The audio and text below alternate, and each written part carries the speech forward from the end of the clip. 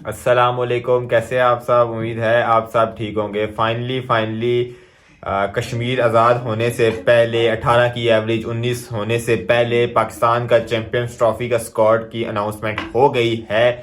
और शायद पाकिस्तान दुनिया की पहली टीम है जो कि जीतने के बाद स्क्वाड चेंज करती है। प्लेइंग 11 जीतने के बाद, हारने के बाद तो हर कोई करता है, लेकिन हम थोड़ा सा डिफरेंट करते हैं ना। हम ना जीतने के बाद प्लेइंग 11 चेंज कर देते हैं। आप साउथ अफ्रीका से जीत के आ रहे हैं, ऑस्ट्रेलिया के अंदर मार के आ रहे हैं कि आपके कयूमी लेजेंड्स तक नहीं कर सके, लेकिन आपने उसी विनिंग स्क्वाड को कंटिन्यू करने के बजाय पूरा का पूरा स्क्वाड उलट पुलट करके रख दिया। सिर्फ एक साम अयूब इंजर्ड था, उसको बाहर करना था, उसकी जगह एक जो है ना आपने ओपनर लेके आना था। ओपनर आउट हुआ था, आपने उसकी जगह एक ओपनर लेके आना था। उस पर आप डिबेट चलती है कि कौन सा ओपनर था, लेकिन एक ओपनर ले आना था आपने, आपके पास जो अवेलेबल ओपनर था।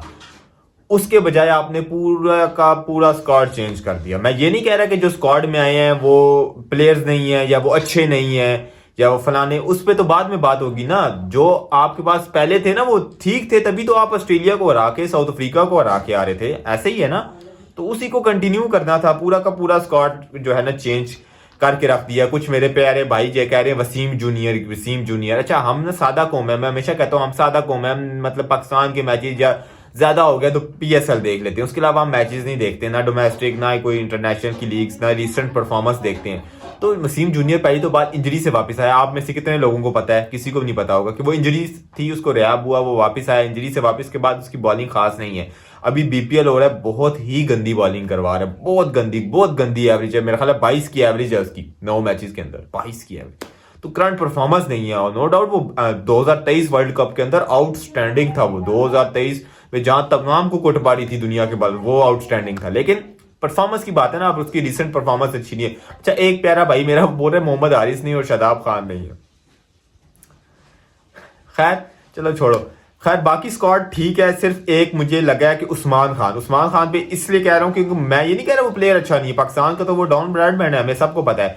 लेकिन मेरा मतलब कहने का मकसद ये है कि वो T20 की परफॉर्मेंस थी उसकी, तो आप उसको T20 में कैरी करते हैं। ओडीआईज में जो है ना किधर आ गया वो T20 से। हसीबुल्ला जो है ना ओडीआईज की परफॉर्मेंस है उसकी, और उसको T20 में डाला, और जब वहां T20 में परफॉर्मेंस नहीं हुई तो उसको बाहर कर दिया। हालांकि हसीबुल्ला डिजर्व करता था। खैर बाकी तो आपका स्क्वाड ठीक है। मुगल आजम बाबर आजम पहले नंबर पे है, किंग बाबर आजम पहले नंबर पे है, फखर जमान आ गए हैं, कामरान गुलाम, सऊद शकील, तैयब ताहिर, फ़हीम अशरफ। चलो फ़हीम अशरफ का आप ये कह सकते हो कि यार कायदे आजम ट्रॉफी खेल रहा है, मतलब टैलेंट बड़ा अच्छा है। बॉलिंग भी आपके साथ पार्ट टाइमर करवा सकते हैं, और साथ बैटिंग बड़ी अच्छी है उसकी नीचे, अगर वो करे तो उसकी हिटिंग बड़ी अच्छी है। आप पीएसएल में देखो वो बहुत अच्छी हिटिंग कर लेता है, करता नहीं है। जस्ट यू कैन से कि वो करता नहीं है, मतलब उसके स्टैट्स अच्छे नहीं, लेकिन कर सकता है, वो बड़ी अच्छी हिटिंग कर सकता है। ये मैं बता दूं। खुशदिल शाह हमेशा में ओडीआई में बेस्ट था, ठीक है, और लिस्ट ए में सबसे ज्यादा छक्के भी उसके ही हैं और बेस्ट था, और वो वापस आया। गुड टू सी हिम के, और उम्मीद है कि वो परफॉर्मेंस भी दे।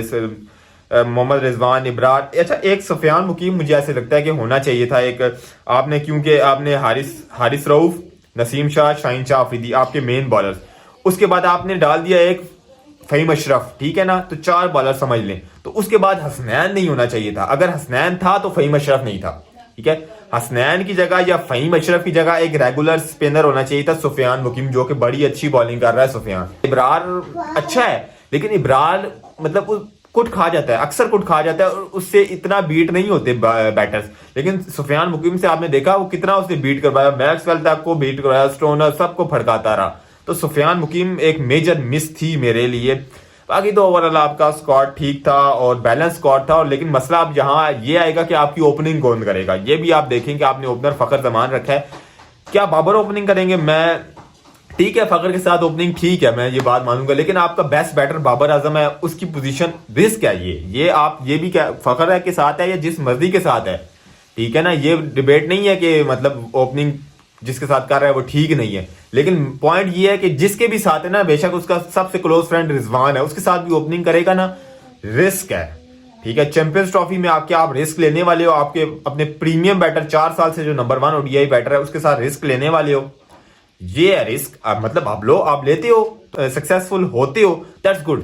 लेकिन अगर आप नहीं होते हो तो फिर आपके ऊपर उंगलियां उठेंगी, और मेरा नहीं ख्याल कि उसकी जगह चेंज करनी चाहिए। आप साउथ को ट्राई कर सकते हो, ठीक है। आप सऊद के बाद तैयब को कर सकते हो। उस्मान पे यू कैन से कि यार उस्मान नहीं, लेकिन आपके पास सऊद, तैयब से आप दो हैं आपके पास, इनमें से किससे ओपनिंग करवाते? रिजवान भी जो कुछ सुनने में आ रहा था कि वो ओपनिंग करते हैं, लेकिन मेरा नहीं ख्याल रिजवान को ओपनिंग करनी चाहिए, चौथे पे ही खेले, उसका वो टेक्निक नहीं, वो फंसता है, मेरा ख्याल है नीचे खेले तो बेहतर है। तो बहरहाल चले, स्क्वाड बेहतर था और अच्छा स्क्वाड है, उम्मीद है कि हम अच्छा परफॉर्मेंस भी दें, अच्छा परफॉर्म भी करें।